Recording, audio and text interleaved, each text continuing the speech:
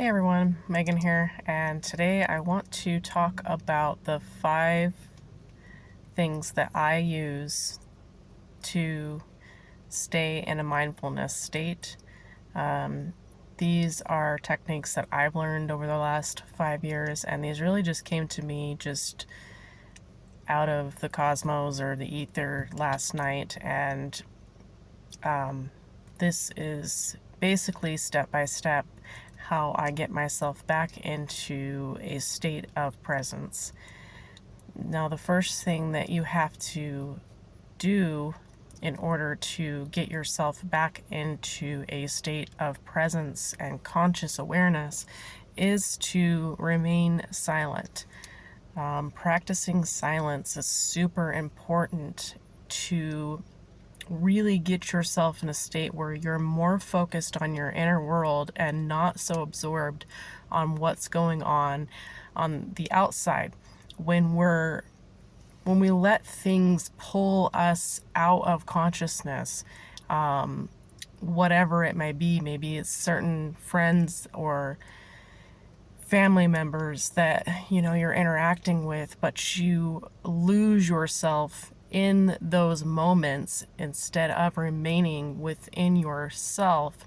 That's when you have to realize, oh, I'm getting lost in unconsciousness again. I need to bring it back to my body, bring it back to myself. And so in order to do that, really, and this is something that the Buddhists talk about all the time, is really to remain in a state of silence.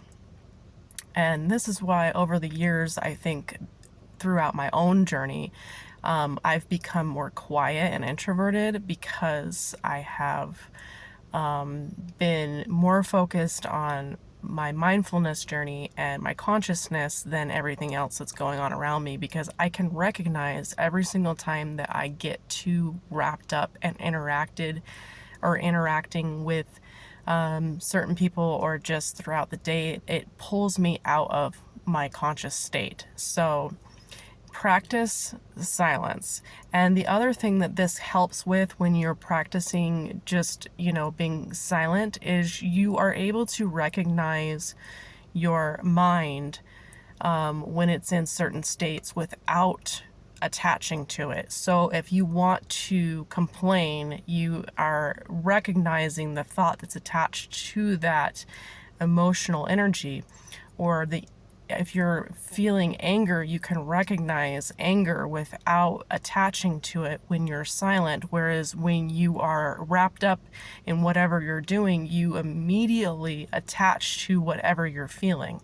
So it's easier to catch yourself when you're remaining silent and remaining just in a state where you're observing your mind.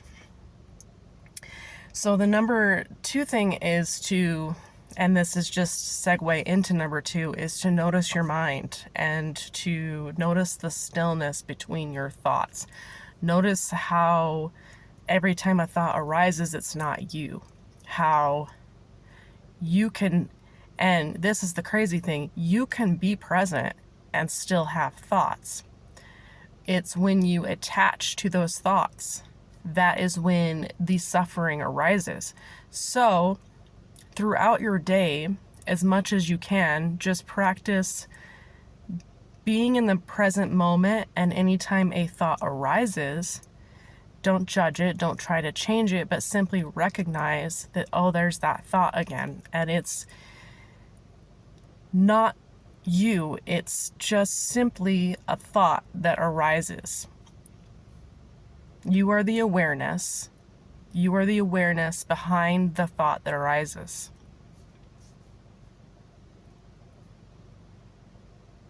So, again, you can be present and still have thoughts that come in and thoughts that go. Just let them pass. The number 3 thing is, and this is, kind of with number 2 as well, which is don't follow your ego. When you follow your ego, you are your ego. So as soon as the ego starts to rise and you recognize, oh, there's my ego again, you're then able to recognize that it is just the ego and that you are the space between the ego. And when I say ego, I don't mean a sense of self-importance or a sense of how you feel about yourself. I mean ego as in our thoughts. That is all that I mean when I say ego. So if you're really good at this technique, you will be so observant of every time a thought arises that the ego cannot survive in that state of consciousness anymore, and it will die every single time that you recognize it arising. So, moral of the story is get really, really good at observing your ego. Remember that the ego cannot survive in the past or the future. Or the ego only lives in the past and the future. It cannot survive in the present moment. And since ego and thoughts just happen to you, if you recognize that you're having a thought, it immediately dies because it cannot survive if you are aware of it, if you recognize that it is happening. So don't follow the ego. Don't follow it where it wants you to go, because you're only creating more suffering when you do that. So the number 4 thing is to remain non-reactive throughout the day during easy or mildly difficult times. And this means, of course, when you meditate, you're in a state of relaxed presence. You are there witnessing your mind. But what's going to happen when you go out into the world and someone cuts you off in traffic?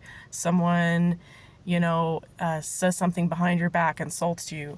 You're waiting in line and it's taking 20 minutes to get through the line at the grocery store. All of these things are not hindrances to your spiritual journey. They are simply helping you become more present. These are the times that you need to practice non-reactivity. And I'm not saying that it's easy at first, because our immediate reaction when someone cuts us off in traffic is to honk at them, is to get frustrated. But can we recognize that the frustration is simply an emotion that is not us? Because we're not that emotion. That emotion is simply just a product of whatever our thought is about the moment.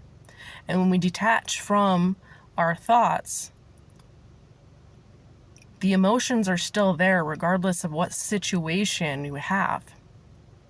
So if the emotions are still there regardless of what our situation is, then the only option is to, in those moments, let that make you more conscious through observing the emotion that is attached to that thought.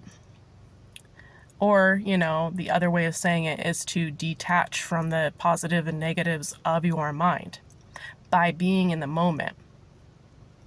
Don't let outside situations drag you back into reactivity, back into ego, because then you have to start all over. So use those mild times, those mildly irritating times, as practice to remain non-reactive. And then when something big happens, like your car breaks down or a family member dies or something like that, it's not that you're not going to be sad. You're going to feel sadness, but you're not going to be attached to sadness. Because unfortunately, this world, there's going to be so many things that happen, and you just have to learn how to deal with those issues in a healthy way. And I'm not saying that I'm perfect by any means, but I think that the longer that we go on throughout this journey, the more that we grow, the less things can really bother us. So that's number 4. And then number 5 is just to have a sense of trusting that the universe will provide whatever you need in that moment, trusting that your life will not fall apart if you don't think, and just being okay no matter what happens. And that is a difficult space to get into when we're believing that that things will not get better. So we have to really just come to a state where we understand that, okay, things will get better. I just need to be in the present moment. And really, when you're not in the present moment for your whole life, can you just imagine how much time is going by and how many things you're missing out on and how many things you're not enjoying just simply because of whatever you want to get frustrated or angry about in the moment, when there's really no problem in this moment?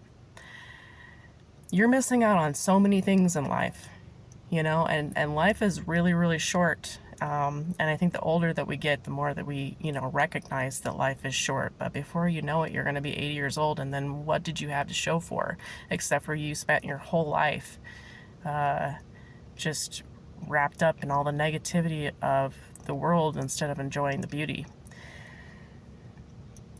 Anyways, that's enough of my ramble. Hopefully this video helps someone. These are techniques that I use and continue to use on a daily basis, and I hope that